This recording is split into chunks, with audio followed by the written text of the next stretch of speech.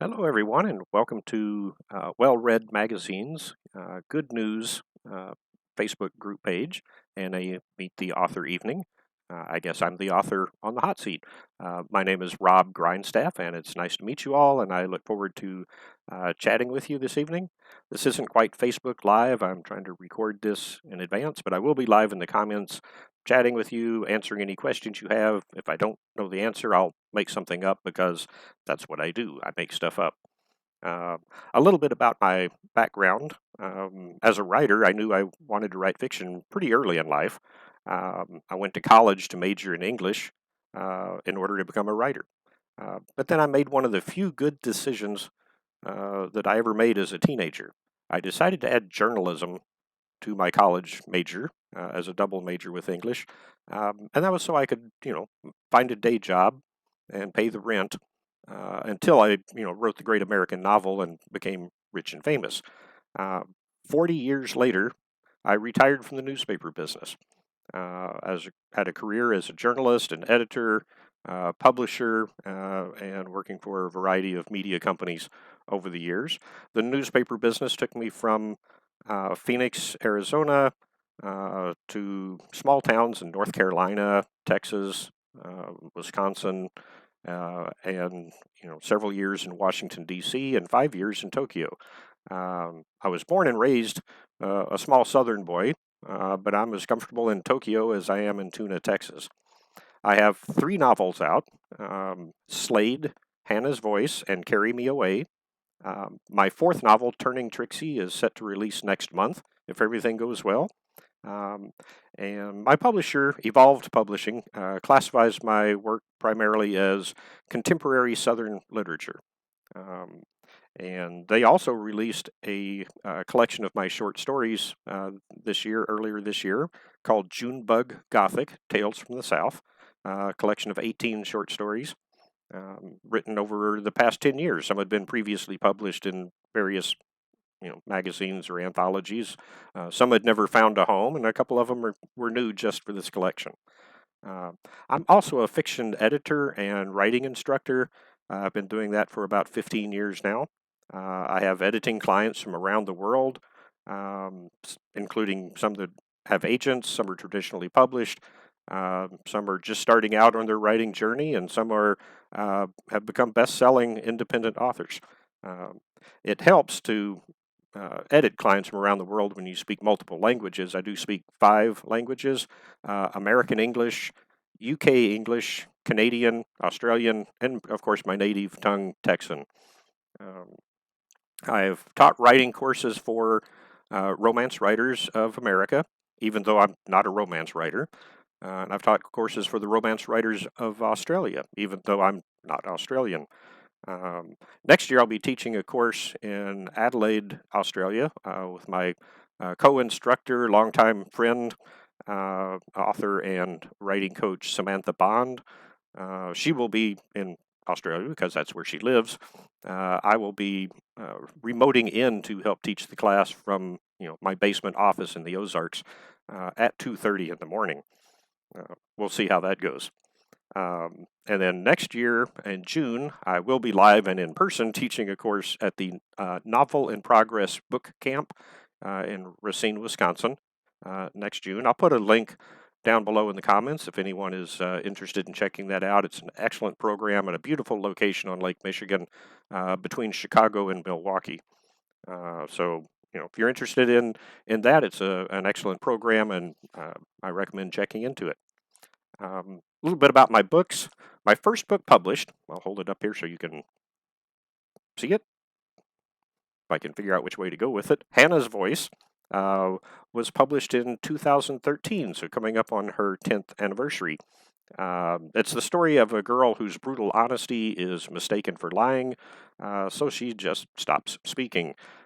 Soon, her family, her school, her church, the community, and eventually the entire nation struggle to find meaning in her silence. Um, a year later, my second novel, I'll get that one up there, Carry Me Away, uh, came out again about a year after Hannah's Voice. Uh, Carry Me Away was actually the first book I'd ever written. I rewrote it numerous times, then tried for 2 years to get a literary agent, and was finally successful. Landed a literary agent. While we were in the process of fine-tuning, making some last-minute edits before he would take it out to potential publishers, he left the agency and left the agent business altogether. So I was back out on the streets without an agent. So in the meantime, I had continued writing Hannah's Voice. Spent another year or two trying to find an agent for Hannah's Voice. Thought I had succeeded, had worked out the arrangements with a literary agent who then left the business due to personal issues. I'm starting to see a pattern here. So at that point, I started searching small presses, independent publishers, hybrid publishers, trying to find, I've got 2 novels. Agents seem to really love it, but things hadn't worked out. It's a tough business. I thought I'd see what other options there were out there, and I discovered Evolved Publishing. They immediately offered a contract for Hannah's Voice and asked, "What else do you have?" And I said, "Well, I've got this other book, Carry Me Away," and they said they'd take a look at that, and then agreed to publish both of them, and whatever else I wrote in the future, as long as it was met their expectations. I've been with them ever since. In Carry Me Away, the story is basically about a teenage military brat growing up overseas on military bases around the world, where home is never where you left it. When she learns her injuries from a car accident are going to prove to be fatal before she reaches adulthood, she decides to live her abbreviated life with a brash attitude and a biting, sometimes morbid sense of humor, racing to experience life before it ends. My most recent novel is Slade. Let's get it over to the right direction here. There it is. That's Slade, and that came out in May of earlier this year. And it's a significantly different book than my first 2. First of all, the lead character is a man, which, comparing to my other novels, was kind of a departure. And the other thing that's kind of different about it is I kind of threw out all the standard rules and techniques of writing a novel. And the elevator, I'll get into that more in a minute. The elevator pitch for Slade is: an unlikely celebrity with a self-help book becomes a reluctant spiritual guru to the Hollywood elite, spawning a cult he wants nothing to do with. The entire book is a collection of interviews with the main character, with the secondary characters, his family, friends, business associates, and others. Each interview and each character peels back another layer of the story. My publisher called it a non-standard storytelling technique, which I thought was a really nice way for them to say, okay, this is weird, but we like it anyway. And in one sense, the whole story avoids or ignores the standard writing technique of show, don't tell, because the entire book is the characters sitting down telling about events that had happened in the past. It's virtually 100% dialogue, since it's interviews, with very little narrative, very little description, all the things that I've been taught and that I teach you need to do in writing a novel. It was a little bit different, but it seems to have worked. It reminds me, I didn't set out to do this intentionally, but it reminds me of those true crime documentaries that are everywhere on television and the internet now, where it might be an unsolved case from 30 years ago, or maybe they think they might have the wrong person in jail for the last 20 years.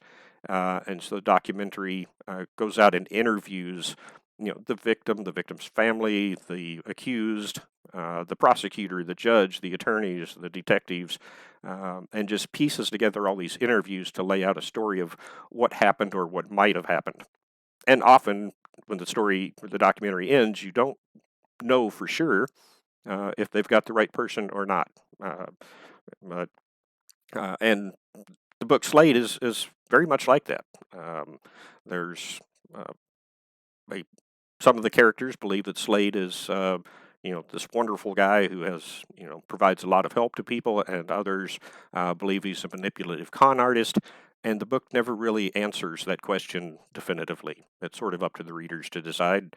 But isn't that the way life really is? I can find a few people who will tell you they love me and I'm a wonderful guy. And after 40 years in the newspaper business, it wouldn't be hard to find people who would have the exact opposite opinion. In the comments below, I'll post a link to a YouTube clip, a 4-minute audio sample of Slade, narrated by the wonderful Timothy Little. Not by me, he is a professional voice actor, and as you can tell, I'm not. And my upcoming novel is Turning Trixie, the one that's supposed to be out in December, if all goes well. It's in the final editing and formatting stages. The story of Turning Trixie is about, going back to a female lead character, Trixie Burnett is a 23-year-old single mother and the only prostitute in a small East Texas town. When she is holding the winning Powerball ticket in her purse, she knows her life's about to change. Trouble starts, of course, when she decides the rest of the town needs changing too. And I'll shut up here in just a moment. Some topics we can talk about. I'm glad to talk about anything to do with books, writing, publishing, editing. We can talk about music, food, scuba diving, living overseas, the weather in Missouri, or the Kansas City Chiefs. A few topics I'd rather avoid be anything to do with politics, religion, or the Green Bay Packers.